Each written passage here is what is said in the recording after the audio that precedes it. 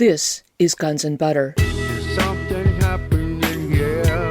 Yeah, yeah. What it is ain't exactly clear. There's a man with a gun over there. We have 9/11, in which the hammer comes down and beats you over the head for the rest of your life with a big national security stick. And so that people learn to duck their head and not speak up, because bad idea now. You know, we now have, I think, 20% of the American population is 15 or younger. I think that's the number. These are people who grew up. They don't know anything other than post-9/11 America. And actually, let's say that anyone who's under 25 really doesn't. I mean, they were kids. So that's probably, what, a third or more of the population. It's all going away. The whole past of the United States, the whole idea of rule by the people, of privacy. We have an entire new generation. They're growing up without any of that. It's all gone. I'm Bonnie Faulkner. Today on Guns and Butter, Richard Dolan. Today's show, Understanding False Flag Operations in Our Time. Richard Dolan is an author and historian. He is nearing completion of a groundbreaking book, A History of False Flag Operations, which will explain one of the most pernicious developments of our time: how clandestine agencies secretly engage in violence and destruction in order to promote their agendas. He has published 4 books and numerous articles on anomalous phenomena, suppressed science, secret space programs, breakaway civilizations, the intelligence community, and similar subjects. He is best known as the author of 2 volumes of history, UFOs and the National Security State. He studied U.S. Cold War strategy, Soviet history, and international diplomacy. Today's presentation, Understanding False Flag Operations in Our Time, is from the Architects of the New Paradigm Conference in San Rafael, California, January 16, 2016. Richard Dolan. In addition to writing books, I spent many years doing private consulting work. Basically, I'm an independent writer, and I would meet with individuals one-on-one, thousands and thousands of them. And it was a great experience for me just to sit down and talk with someone about their life, about their career, about their anxieties and everything else. And what I've always noticed is that when you start scratching the surface of someone's worldview, you find very quickly that they, just as you, have an understanding that there's something not right with the world around us.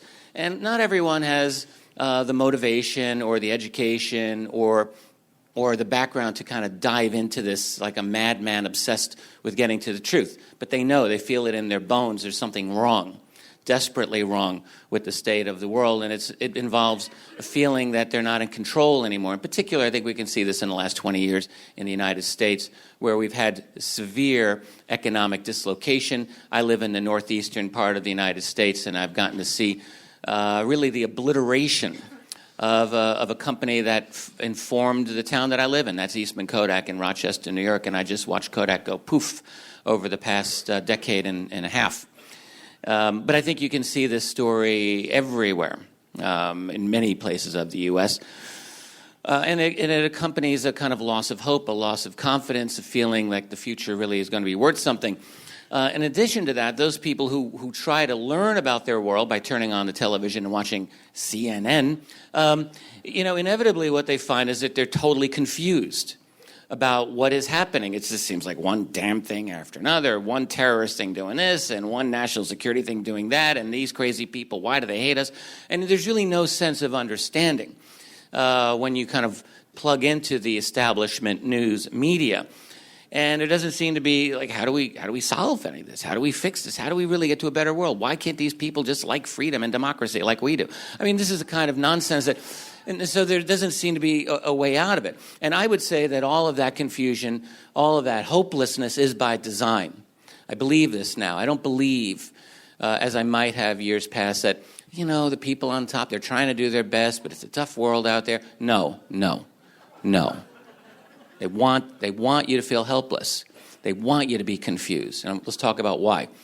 One reason why is that the whole planet is being stolen.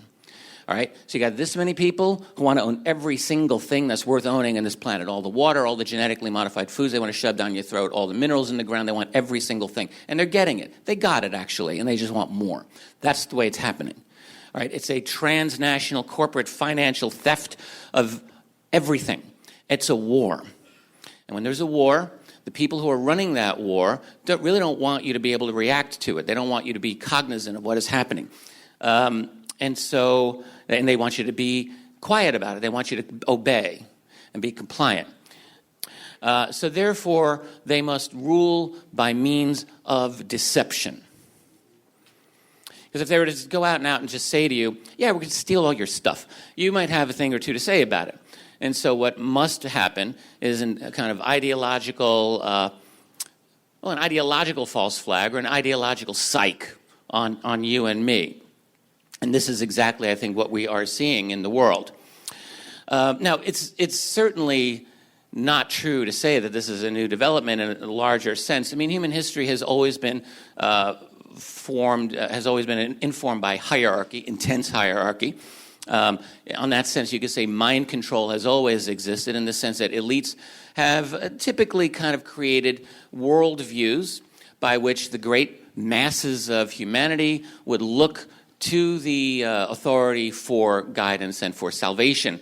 And I think the obvious example of this we could see is various religions of the world, but I would also include things like nationalism and other kinds of ideologies that, let us say, encourage and enforce compliance among the population. I think we can agree that false problems have, since throughout human history, been kind of created in order to accommodate a prearranged solution to that problem. Things that I would call an ideological false flag. And what I mean by that is not an instance in which a government or an intelligence agency in ancient times would kill people and blame it on another party and scare the heck out of people and enforce their rule. No, but by creating a mindset. Think of something like the Inquisition. It's a perfect example of an ideological false flag, where, back in, I think it was 1487, a book called Malleus Maleficarum was published, and this was a guidebook, really, on how to identify, prosecute, and kill witches. That's what that book really was. And as a result of that, over the next century or so, about 1 million European women were executed for witchcraft. About that. And what that did, it did several things. One is it created a lot of fear among the population. Oh my God, witches, get rid of those people. It enforced the authority of the ecclesiastical of the church at the time, at least for a certain while, until there was a reaction against it. And it also got a lot of power and money for the church. Families of witches would actually pay through indulgences to minimize the amount of time in purgatory or get them out of hell. This actually really happened. And it also allowed for land grabs by the church of the families of the witches, very much like the U.S. government does today with people suspected. This is really the truth, of various crimes. They take your property. And so this is what the church did. So that's, I call an ideological false flag. The war on terror is an ideological false flag, all right? So that's an old part of human history. What I would say in our world today, there is a manner in which they're trying to get inside your head, all right? And I call it a propaganda spectrum. And so it goes from they're all kind of forms of control, but they get progressively more pernicious as you go down the list. So the most fundamental method by which society, that you are expected to conform to society, would be what we might call cultural values. And that's when you go to school and you learn to pledge allegiance with your hand over your heart. And you go through the educational system, which, even 100 years ago, Bertrand Russell was talking about as a method of conformity. More recently, we have really great visionaries like John Taylor Gatto, who has talked very much along the same lines of the educational system as a system of control over your head. Get inside your head and make you obey, make you an obedient worker. So that's the cultural values. Not all of it is necessarily evil. I mean, we can all recognize that a functioning society would require a kind of cultural consensus, but you can still see how, the implementation of certain cultural values could at least provide a foundation of obedience. And then beyond that, though, I think what is a little bit more pernicious is what we might call cultural distractions. And this is the phenomenon of the Kardashians And, things like Dancing with whatever they got on this week, or Monday Night Football, or all the stupid, meaningless stuff that is poured into everyone's head every single day. Truly, literally meaningless information that just goes right in. And we all like entertainment. I'm watching back episodes of The Sopranos, so I'm just as guilty as anyone else. Those are my people. I'm from the Northeast. You know what I'm talking about? Yeah, I know what you're talking about. But I think, when you get into a level of distraction that is so mindless as what we obviously see around us, this is a signal. It's a signal for you to look over here, don't look over there. There's something important going on over here, so look at this shiny little trinket. And it goes on and on and on and on, and it never stops. And it never will stop as long as this system is in place as it is. Beyond that, though, there's still always people, even in what we've been called an ordinary, out there society, all the other people in this country, who still want to feel like they're being informed. And that's when they turn on the TV and they watch CNN or Fox or NPR. Hey, why not? And so they believe that they're getting, because look, NPR was run for years and years by a man who was running CIA propaganda, and that's a fact. So NPR is really no different. Okay, NPR, you think, yeah, it's really true. People think, oh, I'm so educated, Fox sucks. I'm going to watch I'm going to listen to NPR because they're intelligent. Well, here's the thing about that. I'll just say as an aside. We think, our whole cultural narrative these days, our whole cultural discourse in politics seems to me to be on nothing more than cultural issues. Not that they don't matter, but it's like if you're a liberal, that means I support transgender rights. If you're a conservative, I don't support transgender rights. I do support Black Lives Matter. I don't support Black Lives Matter. I do support smoking weed in Colorado. I don't support smoking. If this is what we've come down to in our politics, we're done. It's over. Over. Stick a fork in us, it's done. Because there is, as I say, there's a serious war happening. It is a war of corporate cultural control and imposition of a global police state over you and over your children, over your grandchildren, for all of time. That's the war. And if we're not talking about that, then we're just wasting our time. That's my view. Anyway, so for that third level of control and spin, there's the news media, people who want to be informed. So they'll turn on CNN and become confused forever.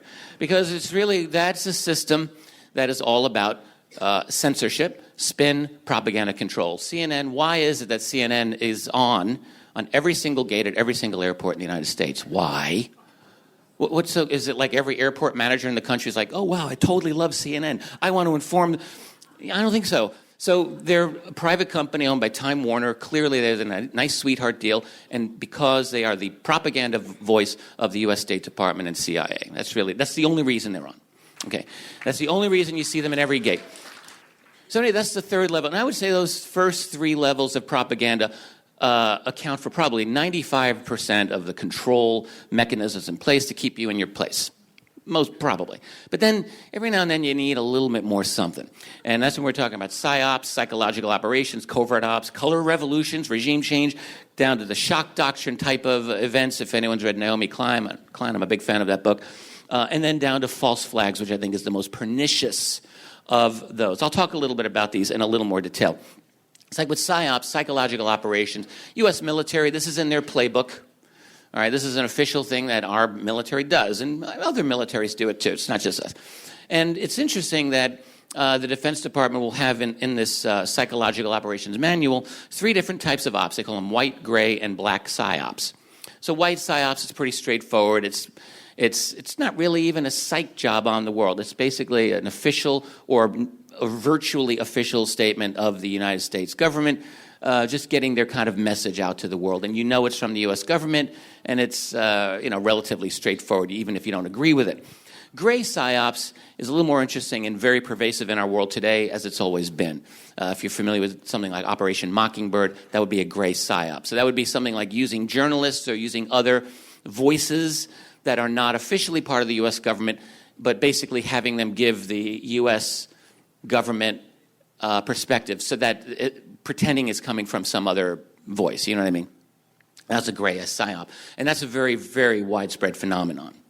I mean, the Pentagon, for example, which spends billions of dollars every single year managing their social image, they do, That includes things like not simply having close relationships with professional journalists who spin the news in their favor, but it also includes paid trolls, which they call sock puppets.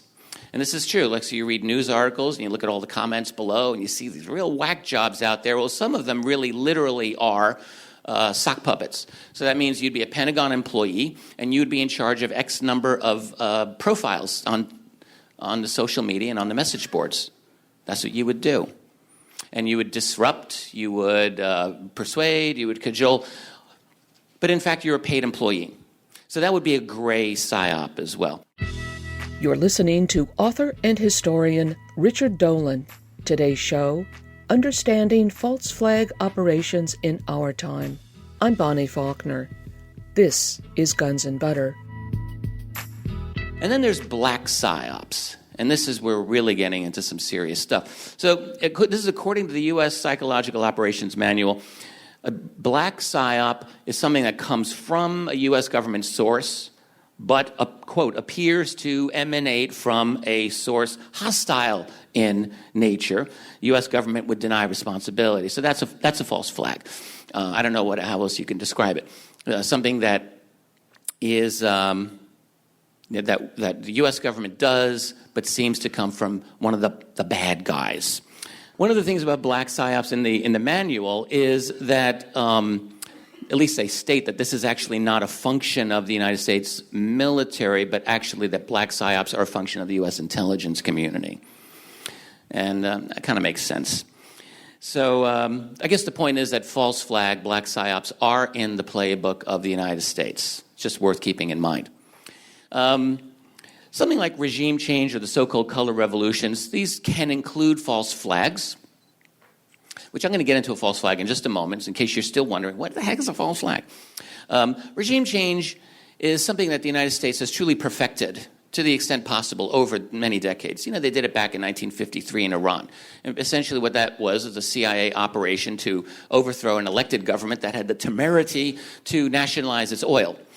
And you can't do that, so CIA, Kermit Roosevelt, a grandson of TR, ran an operation for the CIA to pay off people to pretend they were communists, to do horrible things to discredit that group, and to organize crowds that push for regime change. And it was quite successful. And this was a model that has been followed ever since. Primarily now what you find is the U.S. does this through NGOs, non-governmental organizations. And this has been a very, very major topic of study. So again, it's all ruled by indirection. There's one group known as Avaz. It's called The Voice in many languages, which has been many others as well. But this one has been heavily involved in supporting efforts to destabilize and topple the governments of Libya. They were really gleeful about that one and calling for NATO intervention, which ended up essentially destroying that nation, which it is to this day. And they're trying to do the same in Syria today. So in other words, the U.S. works through these and many other NGOs to push for regime change, where ordinary citizens, people around the world who don't know any better, think, oh, well, they're a non-governmental organization. They're obviously detached, objective, et cetera. No, they're not. They're working for the United States government and intelligence community, and this is very, very common. That's an image of the color revolution in Ukraine back in 2004, and it's just a model that's been done, tried and true many times now. Another aspect of the covert ops, getting toward a false flag in cases, what we might call provocations. And this has happened everywhere. So we're talking about agents provocateurs. We probably are all familiar with the old COINTELPRO operation by the FBI from the 50s and 60s and 70s, in which the FBI would infiltrate organizations that were pushing for positive social change, I would say, Students for a Democratic Society, the Black Panthers. And what they would do then is have their guys inside the organization fomenting violence and doing things to discredit those organizations. That's provocation. And this is, again, a highly effective tool used within the U.S., used in Canada, used in the U.K., it's used all through Europe. It was used very much in Ukraine in 2014, used in Iraq after the invasion in 2003 through 2004, 2005, 2006. There are a lot of provocations that we know about. I'll be writing about them in my new book, in Syria, elsewhere. And happened in the Occupy movement, without a doubt. So you have covert operatives infiltrating movements for progressive change with a view to discredit it. I suspect most of you may be familiar with this or on board with it, but if you doubt it, this is a great deal of research and really excellent journalism that has gone into this and has, I think, proven, not suggested, not hinted, but it has proven that provocations are standard operating procedure. Some of these guys just get found out. And then, another important means by which I think propaganda is used to dominate your mind and to kind of impose a corporate control, kind of a global revolution. This is what we might call the shock doctrine technique, and this was the contribution of Naomi Klein. And really what she argues is that neoliberalism, or let's call it globalism, as a fundamentally anti-human process, her argument is that it can only be imposed via trauma, I guess we could say. She came to the phrase shock doctrine through the U.S. military's phrase of shock and awe. The military goes into a nation, we're going to shock and awe them. I mean, think about, whoa, wow, what a thing to say about another group of people. You pound them into submission and traumatize them. And that's precisely U.S. military doctrine. And what occurred to her was that this is actually how they rule, not just abroad, but they rule at home through shock. And she was thinking of Katrina. She was thinking of 9/11. When some horrible, terrible thing happens in which people are just bereft and no one's thinking clearly often after these horrific things happen. And that is exactly when she says contingency plans, which have been in place since forever, are rolled out and people just accept it because they're looking for help. Corporate control over New Orleans after Katrina, or the whole national security apparatus rolled in after 9/11, and so on and so on. And that's and what she suggests is that these catastrophes and the anxiety that comes about as a result of it, that is played up by authorities, results in what she calls learned helplessness. So it's like, we've done science studies of rats, and you create so much anxiety and a loss of control. They learn helplessness, and it's the same with people. And her argument is that this is a key method by which global control is achieved. I would totally agree with that. And I would say let's go one step further. There are instances in which crises aren't simply happening and then, groups opportunistically take advantage of it. I would argue that there are a number of events in our contemporary world in which those catastrophes are intentionally created. And that is what we call a false flag. An instance in which a group, an intelligence agency, usually does something truly horrible, killing people, blowing up buildings, some other kind of horrific act that is then blamed on another party, by which to justify things that could never otherwise be justified, whether it's dastardly pernicious laws of control over a population or wars that could never have otherwise be justified to justify theft of natural resources of other countries and so on. That's a false flag. And there's a lot of that going around in the world these days. I think it's probably the single most powerful form of propaganda. I can't think of anything that's has a more emotional impact than a false flag. And I also think there's not much more that I can think of as more risky or audacious or bold to undertake than a true false flag. So it's not something for everyone. I think it's something that only a very few organizations truly have the wherewithal and the power to implement. I'll get into that in a moment. If you scroll through the web on the phenomenon of false flags, you'll find a lot of sites that will say that this is an ancient phenomenon, going back through. Some will cite things like Nero burning down Rome and blaming it on the Christians to implement certain things. And when I started researching this about a year ago, I was certainly inclined to accept that line of reasoning. But my own research has told me otherwise. And actually, I would argue that false flags are not an ancient phenomenon. Now, I talked about the ideological false flags, a kind of mind control system in place, like the Inquisition and other things. But that's different. I mean false flags as a covert op. I don't think that's an ancient phenomenon at all. I think it's a distinctively modern phenomenon. And in fact, I think that's an important thing to understand about them so that we realize why they are happening today. And I will be talking about that now. I think to have a false flag, what you need Because a false flag is a big psych job on the population. So one thing that is necessary is you have to have kind of an ostensibly, and I say ostensibly, democratic type of system. It doesn't have to be truly democratic. The United States is not a truly democratic society. In fact, Yale University, I think it was Yale, did a study a couple of years ago that actually quantitatively, I would say, proved that what we have is an oligarchy.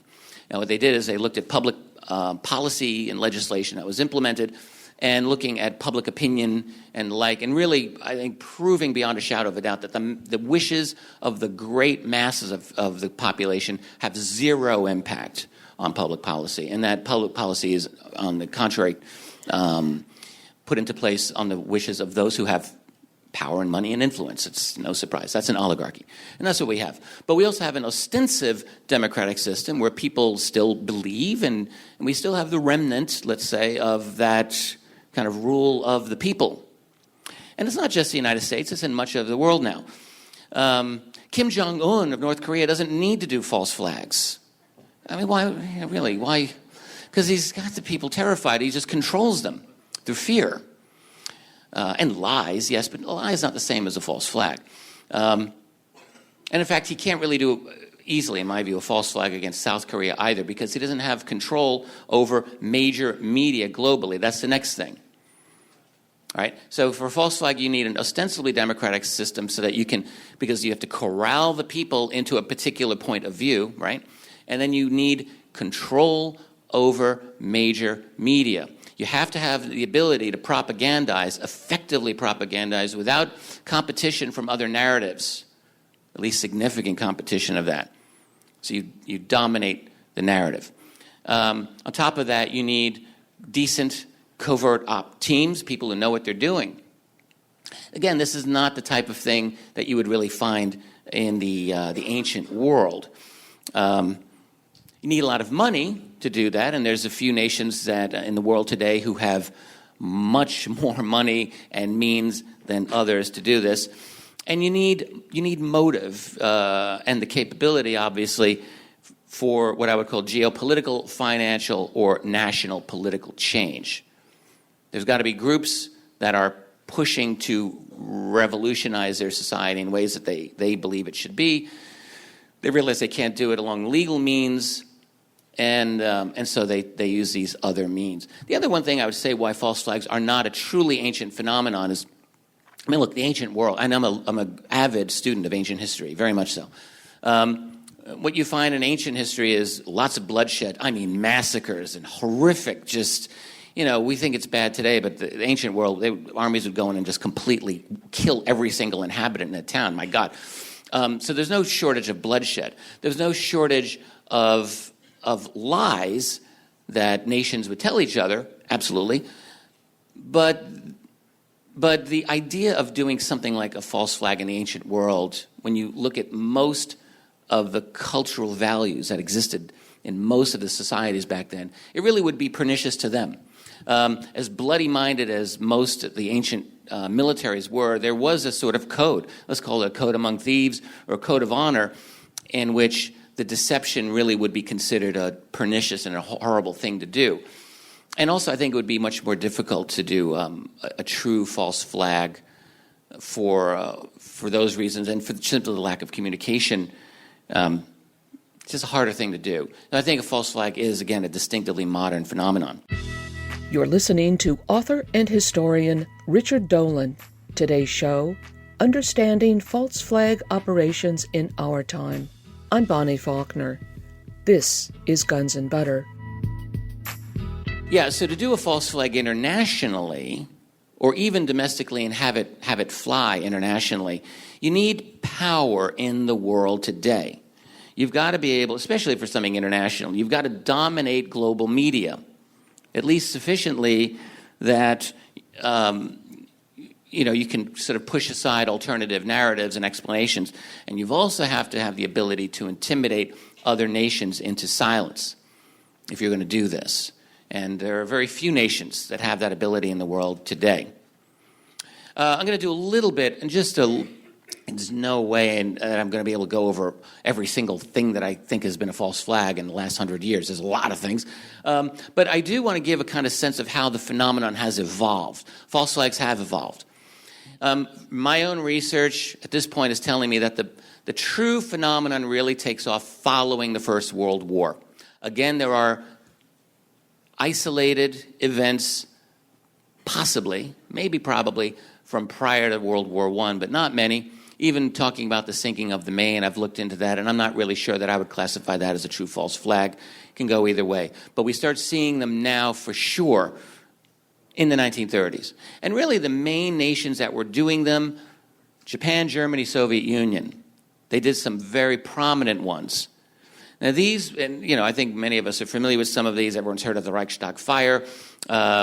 The German invasion of Poland is maybe one of the classic international false flags of all time. Essentially, Germans took a bunch of political prisoners who were rotting away in the prison system, dressed them in Polish military uniforms, took over a radio station at the border, shot all of the prisoners, posed one of them at a microphone, and then went on the air and pretended that Poland had attacked Germany and was inciting Poles in Germany to resist Hitler. And so this was an absolute false flag. The German people, as far as we can tell, more or less accepted it. International politicians were not particularly impressed by it, to say the least, but it worked enough for the Germans to justify to themselves that they invaded. False flag. That's the Reichstag, by the way, burning. That's their 9/11. The thing that they all have in common, those false flags of that decade, is that those were nations with state control over the media. That's a very important thing to keep in mind. And they also had very, very sophisticated military intelligence groups for their time, without a doubt.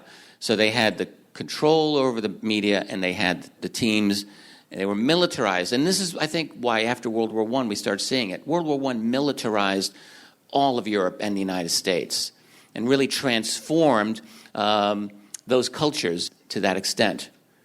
And so that there was a very strong militarization in the aftermath of that, and I think that was part of it. What you find after the Cold War is that the United States wins the false flag Olympics hands down. Hands down, and it's really been ever since. I would say that the U.S. and its vassal states essentially run the false flag universe. It's basically U.S., Israel, UK, I would say, are the big three. There are certainly other nations that have been involved in this, without a doubt, particularly since 9/11. A lot of nations have jumped on board. In the immediate aftermath of 9/11, a lot of them did it in order to get U.S. terror funding.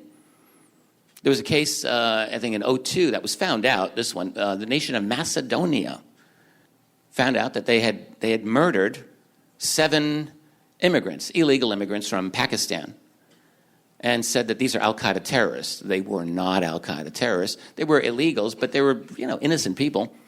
They were killed, and the Macedonian authorities played it up as al-Qaeda specifically in order to get U.S. funding. And they're not the only example of that type of shenanigans. Kind of a piling on effect after 9/11. But back to the Cold War, what you see is a transformation of the false flags in the sense that they start becoming domestic. All right, there's still international incidents that are false flags, absolutely.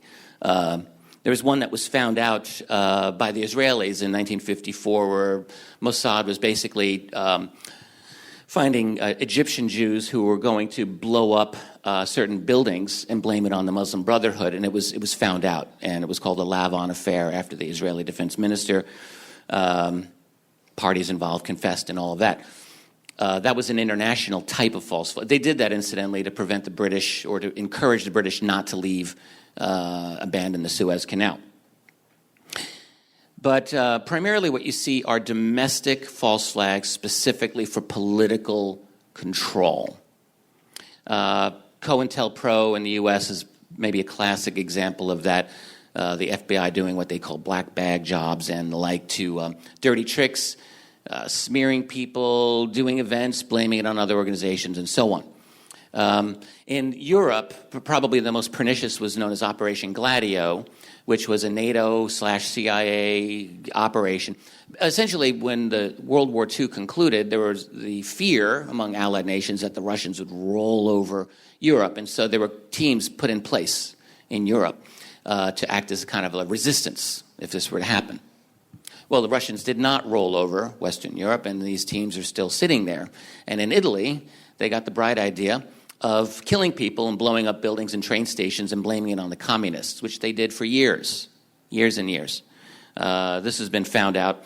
And in fact, one of the Gladio operatives, Vincenzo Vinciguerra, who was serving life in prison for his part in Gladio, in an interview, it was very explicit. He said the point of what we were doing was to force these people, the Italian people in this case, to turn to the state and ask for greater security.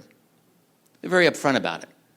But these were NATO operatives with the knowledge of the higher-up authorities, and they were just doing this. They blamed their murders on the Red Brigade and blamed them on other left-wing groups. So there's a long proven history. This is another list of the 60s and in the 70s and 80s, and I'm not going to go over all of it. It includes the Gulf of Tonkin. It includes some really nasty Mossad operations, some of which looked exactly like Charlie Hebdo, one of which occurred in 1982, bombing of a Jewish delicatessen in Paris. Sound familiar? But it was 1982. When French intelligence investigated far enough, they kind of ran into a brick wall and everything stopped. And it did get some very good international analysis at the time. One of the more pernicious ones would be during the ramp-up to the Persian Gulf War. You remember this? I bet some of you do. The incubator hoax. This woman was actually the daughter of the Kuwaiti ambassador to the United States, but she was pretending to be a nurse on TV and to Congress. And what she said was that the Iraqi troops, once they had gone into Kuwait, remember that, were looting incubators from a Kuwaiti hospital, leaving the premature babies to die on the floor. And it was such a horrific image. This went on all the news. Everyone promoted this, from NPR to Fox and everyone in between. It's a total lie, and she was a total lie. But this is how it works. But in fact, by the 80s and 90s, the United States military was officially hiring public relations firms in a very effective way. The Persian Gulf War was kind of a watershed in that effort. But let's keep going here. And then through the 90s, you've got quite a few of these. The Oklahoma City bombings, probably the most prominent one there. I'll talk about some of the problems of how to identify these types of false flags when I close. As we get to the 21st century, I think we hit the era of true false flags. And I'm not going to go into the specifics. There's just too much. I'm going to talk about the geopolitics and so help us understand why this is happening. I think one of the key things has to do with globalization. With globalization, you get economic disruption and the loss of jobs. This is Seattle, 1999. I think Seattle is a great indicator. These are the WTO riots, or protests. November 30th, this went for 4 days into early December. This is significant. Back in 1999, Americans still believed they had rights. I remember those days. And the WTO, the World Trade Organization, was convening in Seattle at that time. And for several months, protesters planned this out. And when that convention happened, these protesters, at minimum 40,000, probably much more, shut that city down. They shut it down. They were so effective. The delegates were not able to enter the premises for the longest time. Police, tear gas didn't work, pepper spray didn't work. The police were overwhelmed by an incredibly powerful public reaction. And this is what happens when the public feels empowered. And the WTO was really initiating some very nasty decisions that, in fact, they ended up doing that just accelerated the process of the deindustrialization of the United States. But this is when people were saying, no, we're not going to put up with it. Of course, 18 months later, we have 9/11, in which the hammer comes down and beats you over the head for the rest of your life with a big national security stick. And so that people learn to duck their head and not speak up, because bad idea now. We now have, I think, 20% of the American population is 15 or younger. I think that's the number. These are people who grew up. They don't know anything other than post 9/11 America. And actually, let's say that anyone who's under 25 really doesn't. I mean, they were kids. So that's probably, a third or more of the population. It's all going away. The whole past of the United States, the whole idea of rule by the people, of privacy. We have an entire new generation. They're growing up without any of that. It's all gone. It's almost, for some of these young people, it's almost, I hate to say it, but it almost seems meaningless. I have two brilliant young teenagers, 19 and 17, and I know many of their friends. They're a little different. They're kind of plugged in. But I know about a lot of young people. They just live, post their stuff on Facebook. They don't care about privacy. They don't expect it. It's a different world.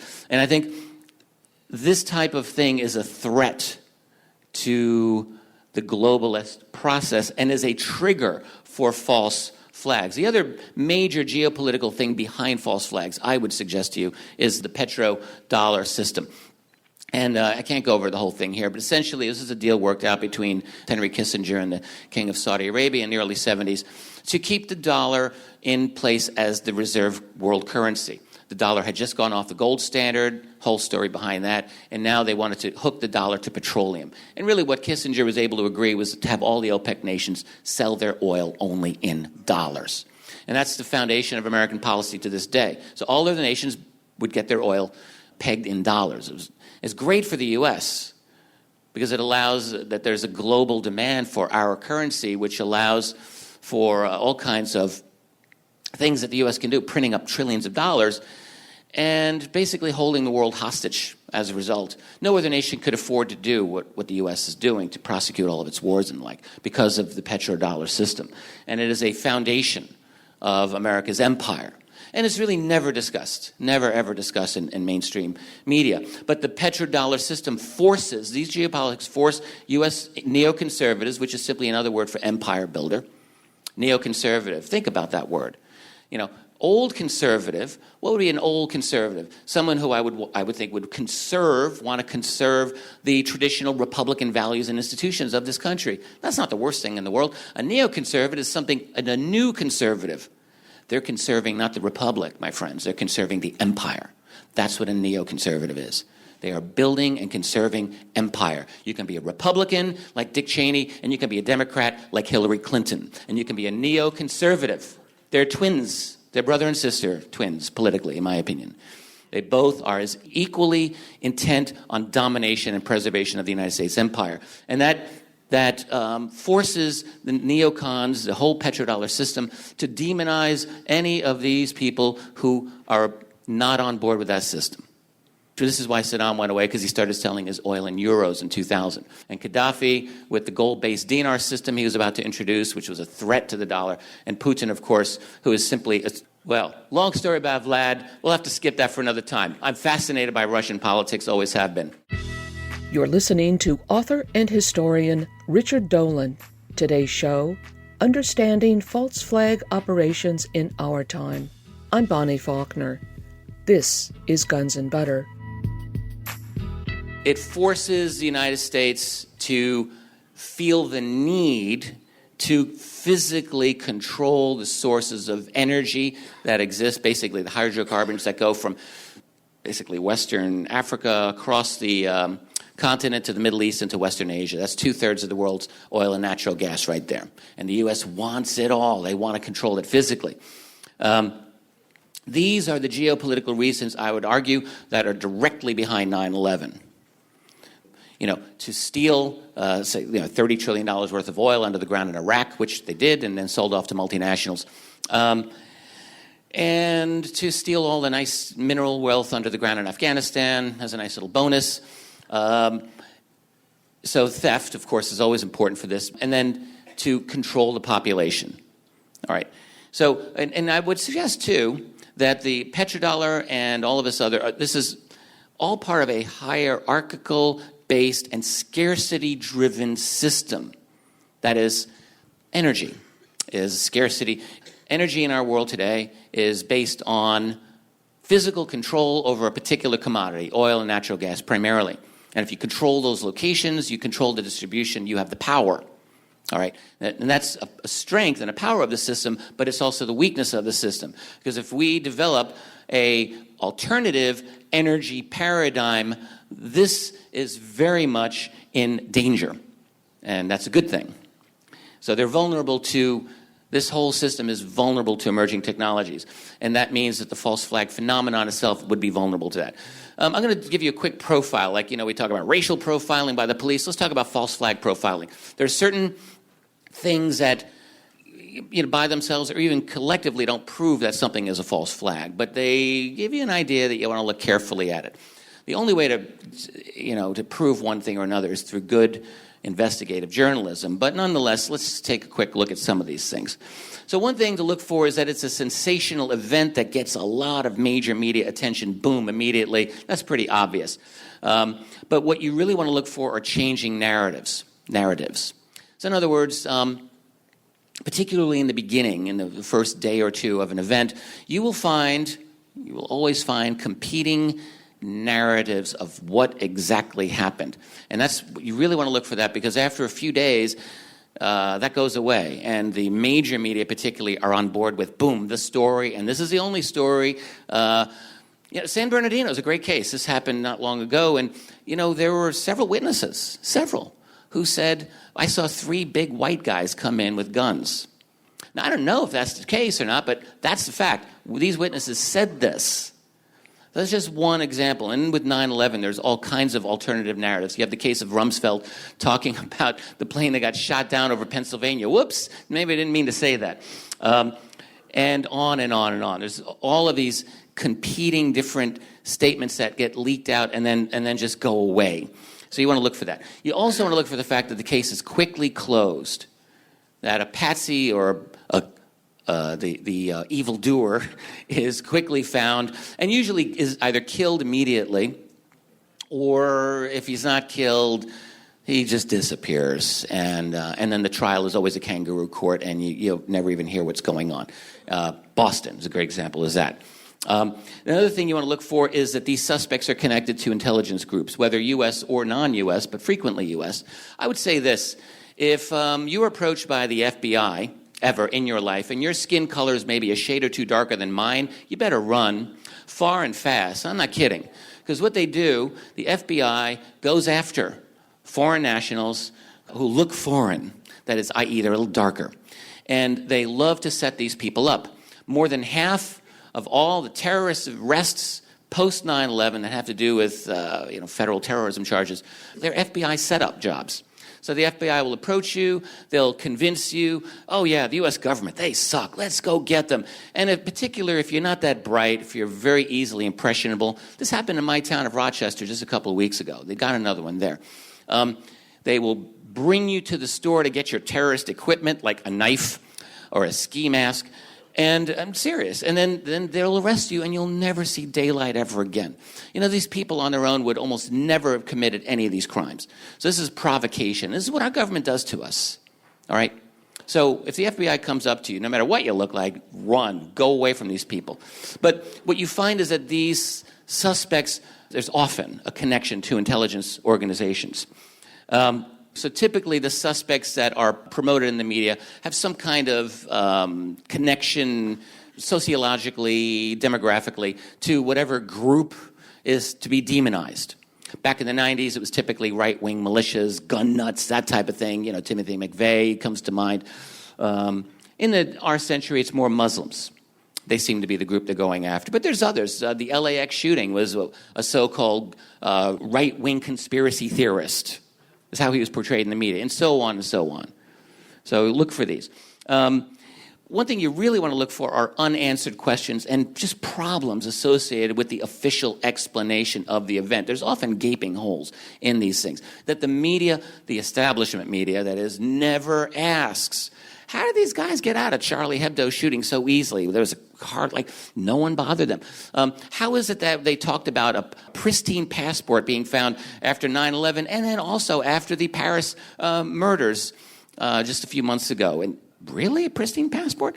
In the case of the Paris shooting, this perfect Syrian passport was left behind. What, really? Then that story kind of went away and is not talked about. Changing narratives. These are very suspicious things.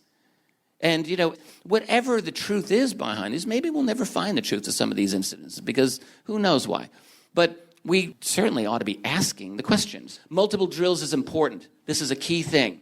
When the events happen, you typically find there are multiple drills happening that portray the exact same thing. With 9/11, there was a drill going on that day to protect America against the attack by terrorists using airplanes to crash into us. I'm not kidding.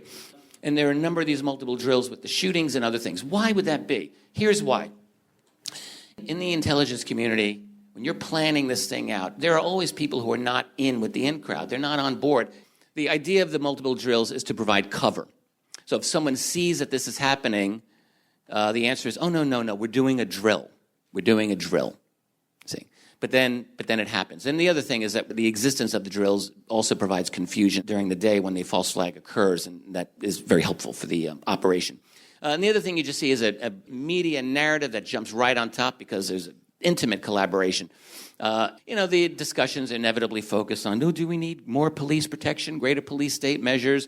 Well, what about our privacy? Yeah, but we have to have security. And that whole discussion just goes on. And so the conversation, the public conversation, inevitably creeps toward fascism. Always does. And war. Fascism and war. And then finally, you find the government taking action and doing things, again, that could never be justified, whether it's invading Iraq or whether it's rolling out the naked body scanners owned by Michael Chertoff's company after the underwear bomber. Ooh, underwear bomber. And, sweetheart deals that happen that would never have happened otherwise. Now, it's true. Some of these events may not be always false flags. They might be devious, evil opportunism run amok. Would not rule that out. But a lot of these, I think, are indeed false flags, absolutely. And we need to look at it. Finally, concluding, I would say that a lot of these false flags are not necessarily going to be military operations, especially moving forward.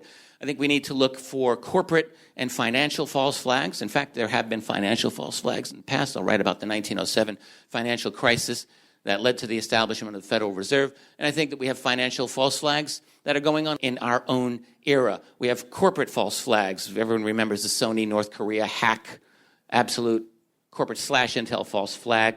The flu scares, the pharmaceutical, all of these, I think, are a big part of our world today. And keeping in mind, too, not every false flag, in fact, no false flag likely is going to be on the magnitude of something like 9/11.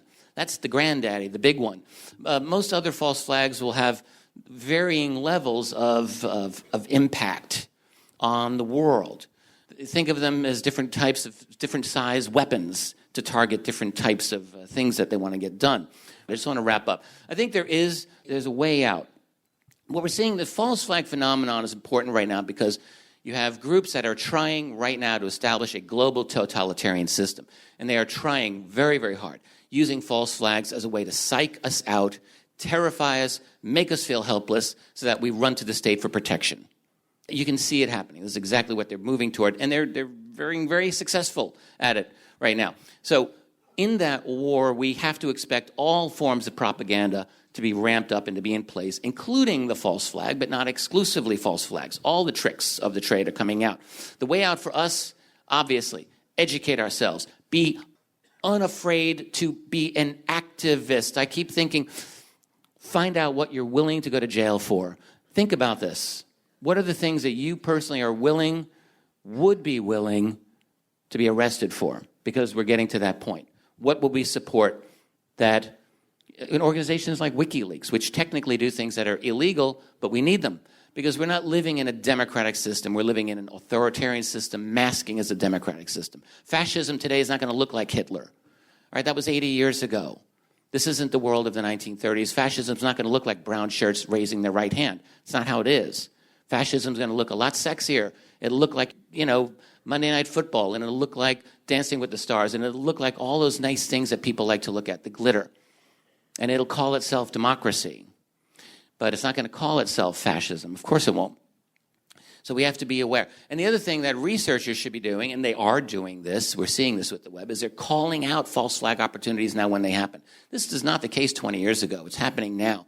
When any big event happens, you see it. Now, sometimes people just jump on and say false flag, and maybe not always with evidence, but researchers are very, very aware now. And so it's becoming a little more difficult. The main thing I feel we need to do, though, is to break out of this hierarchical control system. I was talking about energy earlier. I think there are ways for us moving forward technologically and in terms of our own thinking to break ourselves out of this system of energy control. We're talking about things like energy harvesting devices, free energy, and the like. I think this is important. And the other thing, I do write about UFOs and the ET, let's call it the ET phenomenon. I do consider that probably the greatest and most deepest dark secret that we have in our world today. It represents an infrastructure that is so vastly beyond the infrastructure we're looking at here.